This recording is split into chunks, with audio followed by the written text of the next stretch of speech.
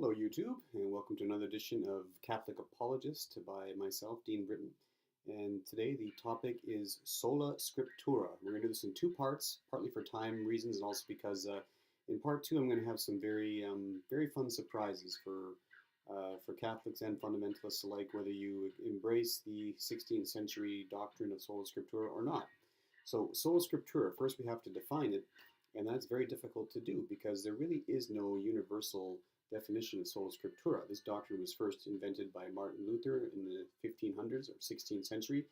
And the reason why I say it was an invention of Martin Luther is because for the 1500 years of Christianity prior to Martin Luther, nobody taught Sola Scriptura. It really is a 16th century myth.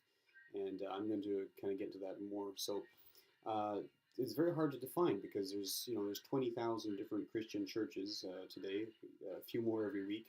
And all of them who embrace Sola Scriptura have a different definition of it. The more you have kind of two extremes of Sola Scriptura. Like on the one kind of more liberal end, it's kind of just says like, oh, it just in the event there's a contradiction between like a tradition and the Bible, you go with the Bible. It seems pretty harmless. On the more extreme end of Sola Scriptura, there are those like strong fundamentalists who believe that all truth is in the Bible and there's no truth outside the Bible, and everything has to be for doctrine, dogma, everything has to be in the Bible, in some cases even explicitly in the Bible, or it's to be rejected. And of course some Christians, reject the Trinity, for example, simply because the word Trinity is not in the Bible. So those are the sort of your two extreme ends of Sola Scriptura. So in 20 years of being a Catholic apologist, I've come across I've debated this so many times, and whenever I'm debating fundamentalists on Sola Scriptura, I ask them where in the Bible is Sola Scriptura, and excuse me, 99 out of 100 times I get 2 Timothy 3:16, which I'll read right now. All Scripture is inspired by God and is useful for teaching, for refutation, for correction, and for training in righteousness, so that one who belongs to God may be competent, equipped for every good work.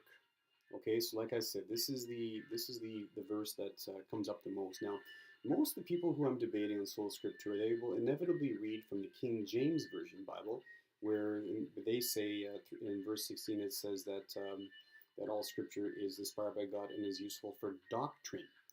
Now, the King James Bible is the only Bible, virtually, that uses the word doctrine. Every other Bible, including mine, the word is teaching. Okay, why is that? Well, people simply put, 2 Timothy 3:16 does not endorse Sola Scriptura. And to prove it, I'm going to go into the original Greek, something that most fundamentalists are either afraid to do or, when you show them the Greek, they tend to go like this or run away. Okay, so going to the original Greek Bible, the word here, where we get the word teaching, where they get the King James only people get the word doctrine, the actual word that appears, it's difficult to say and spell, but it semi-anglicized, it's didaskalion. Okay, and that really does essentially mean teaching. Okay, now I obviously, as a Catholic, I put far more faith in Saint Jerome than the staff hired by King James. Okay. And if you go into the Bible, of course, there actually is a Greek word for doctrine, and it's I can't really pronounce it, but I have it in the comments section below, along with the word that's actually used in the Bible for teaching. So, long story short, then, is that basically the actual Greek word is useful for teaching, okay, not useful for doctrine. So, what I'm going to do here is I'm going to give exactly three, using 2 Timothy 3:16. What I'm going to do is and 17. I'm going to explain three reasons why this verse does not endorse Sola Scriptura. Okay, so the first reason that I've already sort of given is that it says, for one thing, it says that Scripture is inspired by God, which the Catholic Church has always taught, and is useful for teaching. Okay, so it's useful for teaching, and it says that one who belongs to God may be competent, equipped for every good work. Okay, so it says that it's useful, profitable for essentially good works, okay, not doctrine.